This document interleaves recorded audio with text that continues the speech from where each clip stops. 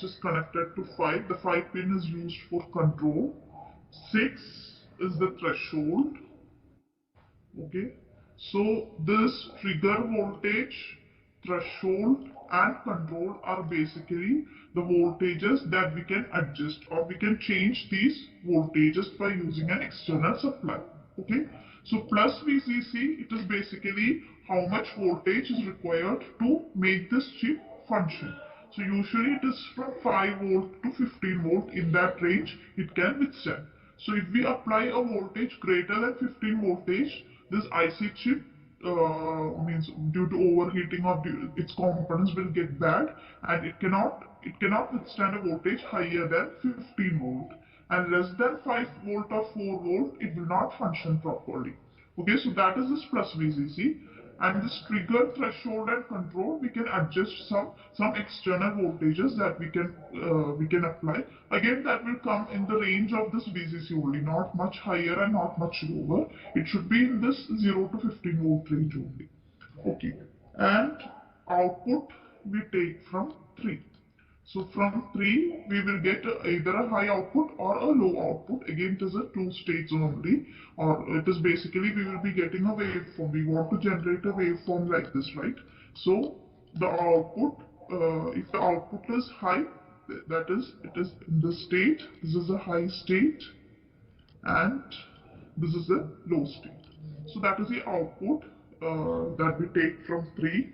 And 4 is used to reset. So we have many flip-flops inside. Basically one flip-flop we will see exactly. So to reset that flip-flop, we can use this pin 4. Okay. And 7 is used for discharge.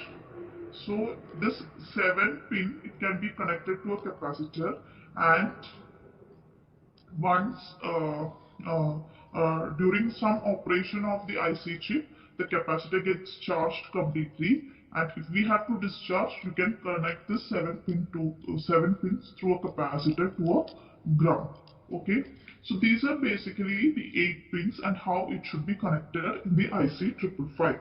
Okay, so now let us see how internally, how does it look like, how IC 555, what are the main components or main blocks, basically the block diagram, the main parts of IC 555. So it's if we want to draw each individual components using transistors and resistors, then it looks very complicated. So we just discuss the main parts combination of all these things, and we will explain how it works. So as I told you, we will have a flip-flop, and we are using a SR flip-flop, SR, and we are taking only the Q bar output. Then we have, I will explain what each function is. We have 2 op-amps used as comparator. So that also I will explain. Let me first draw this. So the output from this is connected to S and R. So this is, I can mark it as C1, and this is C2, comparator 1 and 2. And I have my plus VCC supply, that is, which pin is that? 8th pin.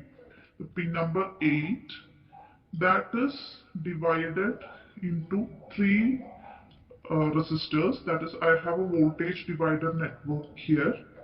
And from this point, it is one of the input of this op-amp, and the plus is the connected to the threshold. So basically in the IC chip, this will be pin 6. Pin 6 will be going to the positive of the comparator, positive terminal of this comparator. Then I have from here, from this voltage divider network, from this point I connect to the positive terminal, and the negative I connect to the trigger. So trigger was pin number 2. So pin number 2, basically inside it is going to negative of the second comparator. Then I have the reset option here, which is a pin 4, and then the output is taken using a NOT gate. So basically the output will be Q. If Q bar is given as not, then the output from the flip-flop Q will be the output, the final output, which is 3. Okay. And Q bar is connected to a transistor.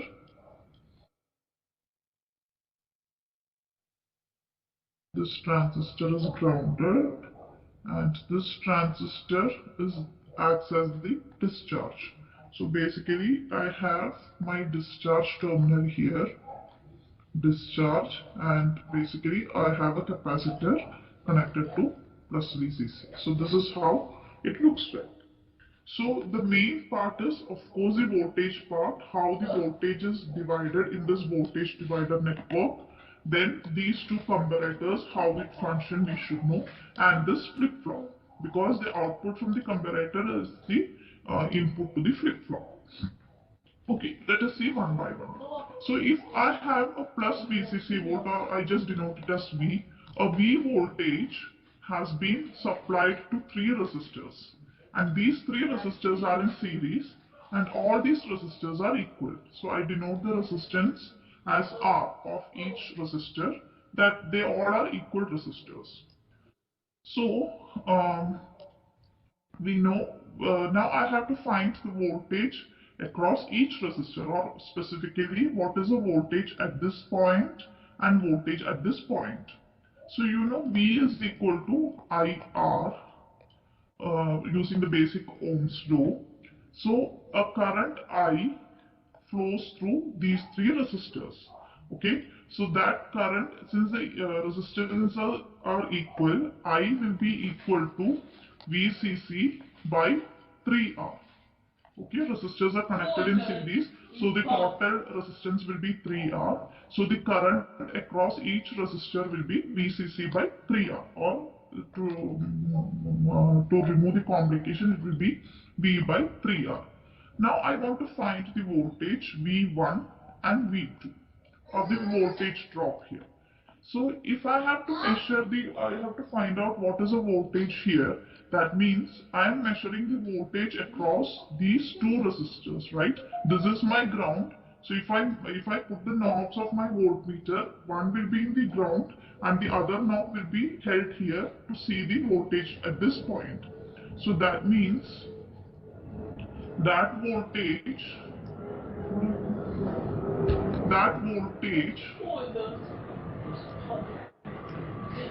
V1 will be the current flowing into resistance. So the current flowing is V by 3R. Through each resistor, the current flowing through this path is V by 3R, and the resistance across these two. So that is 2R. Resistors are in series, so 2R. So that means my voltage at this point will be 2 by 3 V. So here I have a voltage of 2 by 3 V. So how much plus VCC I am supplying? 2/3 of that plus VCC will appear across this terminal. Okay. And at this terminal, if I have to measure the voltage, I will connect my one knob of voltmeter here and the other to ground. So I will be measuring the voltage across this resistor. So that will be V2 will be I into R. So this will be I into R plus R.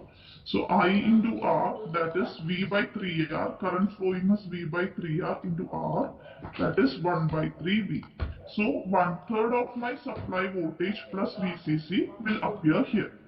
Okay. So that is how the voltage. Give me 1 second.